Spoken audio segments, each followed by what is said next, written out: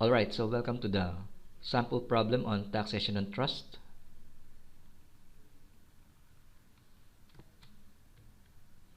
Okay, so this is our sample problem. We have two beneficiaries. We have Clark and Steve, and a trust was established.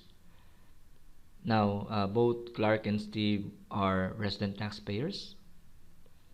The distribution of the income will be 80% and 20%. So 80% for Clark and 20% for Steve. During the taxable year, the distribution of income was amounting to 200,000 kina.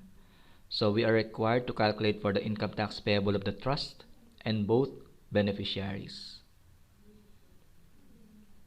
So in solution, we have net income 200,000 multiplied by the tax rate. So we will assume that this trust is just an ordinary trust. So we will use 30% tax rate. So the total income tax payable of the trust is 60,000. Now, when they distribute the income, okay, for Clark, 80% of 200,000, that is 160,000. While Steve, we have 40,000, that is 20% of 200,000.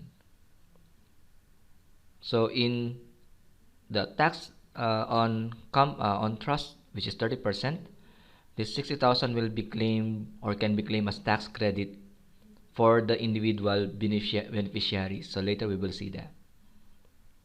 And we can see Clark has 160,000 while Steve have 40,000 for income distribution. You can see in the tax table, effective 1st January 2023, Steve income is on the range between 33,000 to 70,000 kina, while Clark will be on the bracket of 70,000 to 250,000. So we will use those rates later on. Okay, when we use the tax table for Clark, we have 160,000 multiplied by 40%. Okay, that is 11,150. That will be deducted by 11,150. So the amount that we have here is 52,850.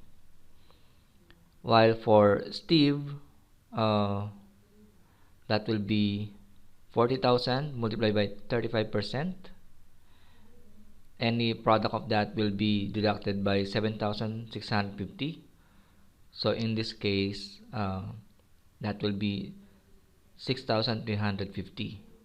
So this is gross tax due because again there will be tax credit coming from the tax due or tax payment of trust of 60,000 kina. So when we use that, we will allocate the tax credit based on the percentage of distribution. So we have 60,000 here, multiplied by 80%, we have 48,000. While for tax credit under Steve's details, you can see 60,000 multiplied by 20%, that will be 12,000.